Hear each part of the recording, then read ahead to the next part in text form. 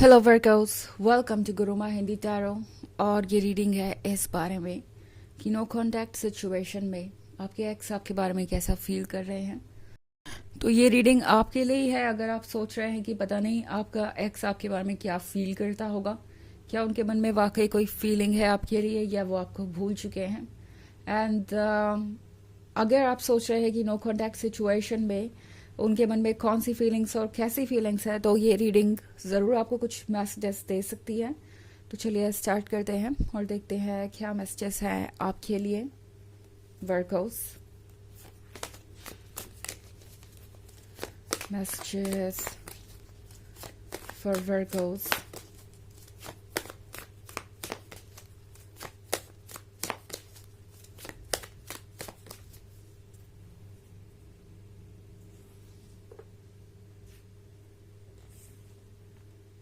Seven of Graves, Temperance,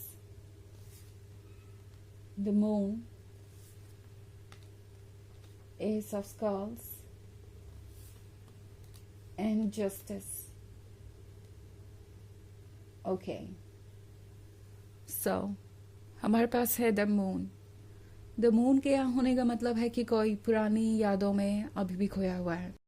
the moon के यहाँ होने का मतलब है कि इस पर्सन को लगता है जैसे कि वो मूव ऑन नहीं कर पा रहे हैं।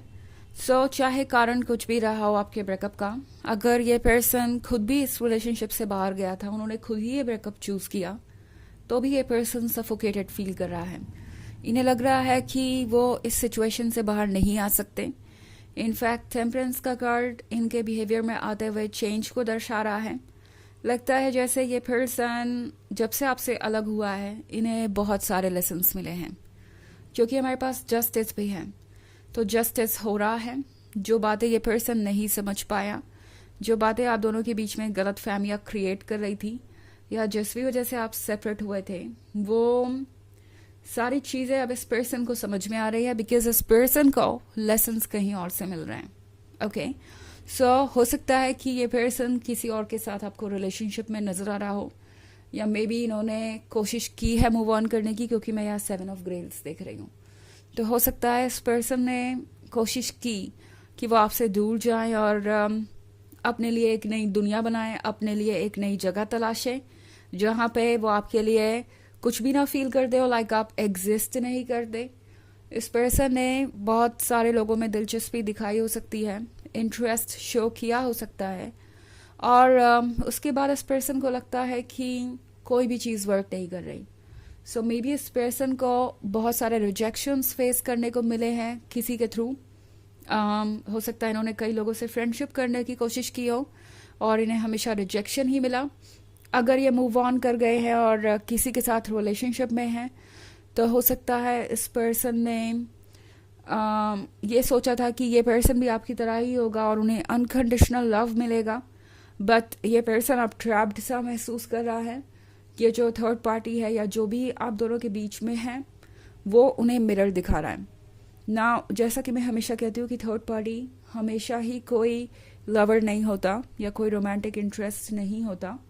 हो सकता है ये थर्ड पार्टी हो कोई ऐसा जो आप दोनों के रिलेशनशिप को बिल्कुल भी पसंद नहीं करता और चाहता था कि वो आपसे दूर हो जाए। और अब इस थर्ड पार्टी का जो सच है आपके पर्सन को नज़र आ रहा है, और अब इन्हें ये रियलाइज़ हो रहा है कि इनसे कितनी बड़ी गलती हुई है। धीरे धीरे ही सही चेंज मैं देख पा रही हूँ। टेम्परेंस के साथ ये चीज़ें ट्रांसफॉर्म हो रही हैं। ओके, एंड ये पर्सन रियलाइज़ कर रहा है कि उन्हें अभी बहुत बदलने की ज़रूरत है।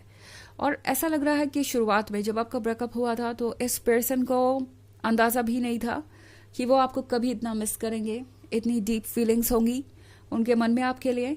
बट आपसे अलग होने के बाद द मून के कार्ड के साथ इस पर्सन को ये रियलाइज़ हो रहा है कि जितना उन्होंने सोचा था उससे कहीं स्ट्रॉन्ग उनकी फीलिंग्स है आपके लिए।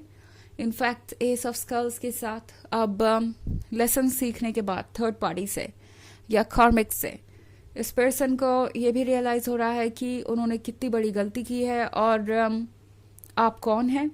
इस पर्सन को ये भी रियलाइज़ हो रहा है कि यूनिवर्स ने उन्हें एक ब्लेसिंग दी थी जिसे वो संभाल नहीं पाए, इनफैक्ट पहचान ही नहीं पाए, संभालना तो दूर।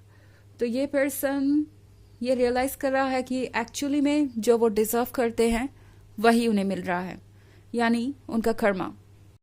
जस्टिस ये श्योर कर रहा है कि ये पर्सन अपने लेसन सीखे, अपने ऊपर वर्क करे, अपने आप को सुधारे, बिकॉज इस पर्सन को आप उस तरीके से हैंडल नहीं कर पाए जिस तरीके से करना था। ओके इस चीज को अदरवाइज मत लीजिएगा, मेरे कहने का मतलब ये नहीं है कि आप सही तरीके से हैंडल नहीं कर पाए अपने ही रिलेशनशिप का। ऑफ कोर्स ये आपका रिलेशनशिप है, बट शायद हो सकता है वर्गोस आपने बहुत सारे रेड फ्लैग्स इग्नोर कर दिए, उन चीज़ों को इग्नोर कर दिया जिसे आपको सीरियसली लेना चाहिए था एंड उसके अकॉर्डिंग ही एक्ट करना चाहिए था। बट चूंकि आप इस पर्सन के साथ प्यार में थे तो बहुत सारी चीज़ों को आपने इग्नोर कर दिया, यही सोच के कि ये पर्सन बदल जाएगा और सीरियस हो जाएगा। और जो जस्टिस आप नहीं कर पाए, जो लेसन्स आप नहीं दे पाए, वो कहीं और से उन्हें मिल रहे हैं, क्योंकि लेसन सीखने ही तो हम यहाँ अर्थ पे आते हैं और स्पिरिचुअली इवॉल्व करने के लिए ये ज़रूरी है। तो अगर आप वो लेसन्स नहीं दे पाए तो यूनिवर्स किसी और से वो लेसन्स उन्हें लर्न करवाएगा, और वही चीज़ हो रही है। ओके एंड अब ये पर्सन रियलाइज कर रहा है कि उनकी गलती कहाँ थी और उन्हें किस तरीके से आपको ट्रीट करना चाहिए था। हालांकि ये एक जनरल रीडिंग है तो ये सबसे रेजोनेट नहीं करेगी, एनर्जी रिवर्स हो सकती है अगर आप क्रॉस वॉचर हैं। इसके अलावा अगर आप पिछले वीक की रीडिंग या ईयरली रीडिंग देखना चाहें तो 2024 के फर्स्ट क्वार्टर का भी लिंक आपको डिस्क्रिप्शन बॉक्स में मिल जाएगा, हमेशा की तरह। चलिए आगे बढ़ते हैं और देखते हैं और क्या मैसेजेस हैं आपके लिए वर्कोस।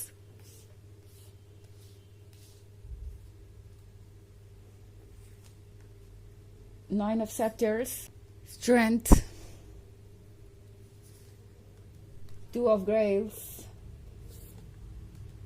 Judgment, and Five of Skulls. Okay. So हमारे पास है स्ट्रेंथ का कार्ड। स्ट्रेंथ के कार्ड के साथ लगता है जैसे कि पर्सन चाहता है कि चीज़ें आगे बढ़ें, और अब इसके लिए इस पर्सन ने लगता है कोई प्लान बनाना शुरू कर दिया है। इन्हें पता है कि इन्हें हिम्मत की ज़रूरत पड़ेगी। जिस तरीके से इन्होंने आपको ट्रीट किया है, जिस तरीके से बिहेव किया है, उन्हें अब ज़रूरत है काफ़ी कुछ बदलने की। इसके लिए उन्हें विल पावर तो चाहिए, और ट्रांसफॉर्मेशन करने के लिए उन्हें आपकी मदद की भी ज़रूरत है। ओके इस पर्सन को पता है कि आपके प्यार के बिना वो अपने इस वर्क को कंप्लीट नहीं कर सकते, तो इसीलिए स्ट्रेंथ के बाद ये टू ऑफ ग्रेल्स है। शायद ये पर्सन हिम्मत जुटाना चाहता है, ये पर्सन चाहता है कि आप दोनों फिर से क्लोज आए। इनफैक्ट टू ऑफ ग्रेल्स के साथ ये पर्सन आजकल लगता है आपको ड्रीम्स में काफ़ी देख रहा है, और ये ड्रीम सिर्फ बंद आंखों से ही नहीं, खुली आंखों से भी देख रहे हैं। उन्हें लगता है कि आप दोनों साथ ज़रूर होंगे।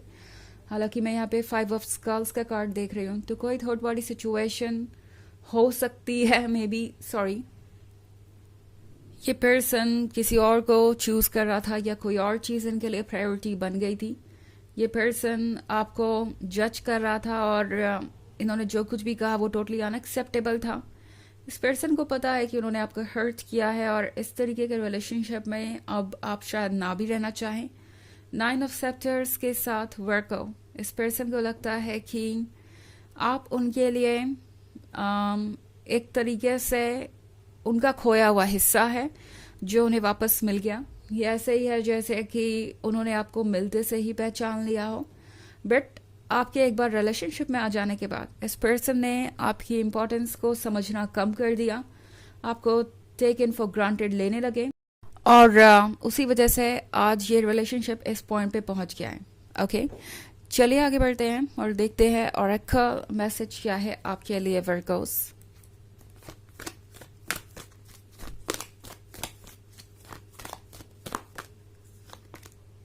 Lord Ganesh, infinite abundance.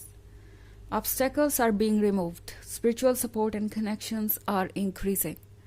तो ये कार्ड आपसे कह रहा है कि आपके रास्ते की बाधाएं अब हट रही हैं। जो भी चीज़ें आप दोनों के रास्ते में ब्लॉकेजेस बनी हुई थी वो सब धीरे धीरे करके हट जाएंगी, क्योंकि आपके साथ स्पिरिचुअल सपोर्ट है, यूनिवर्स का सपोर्ट है, और आपकी प्रेयर आपका हायर सेल्फ सुन रहा है। तो चीज़ों को ज़रूर ठीक किया जाएगा। मतलब हायर फोर्सेस इसका ज़रूर ध्यान देंगी कि आपको वो मिले जो आप डिजर्व करते हैं। वैसे भी जस्टिस का कार्ड है तो कोई नहीं रोक सकता आपके पास वो चीज़ आने से जो आपके लिए ही बनी है और जो आप ही डिजर्व करते हैं। ओके, तो ये है रीडिंग इस बारे में कि नो कॉन्टैक्ट सिचुएशन में आपके एक्स का क्या सोचना है आपके बारे में। आई होप आपको अच्छी लगी होगी। Thanks for watching, till next video, bye.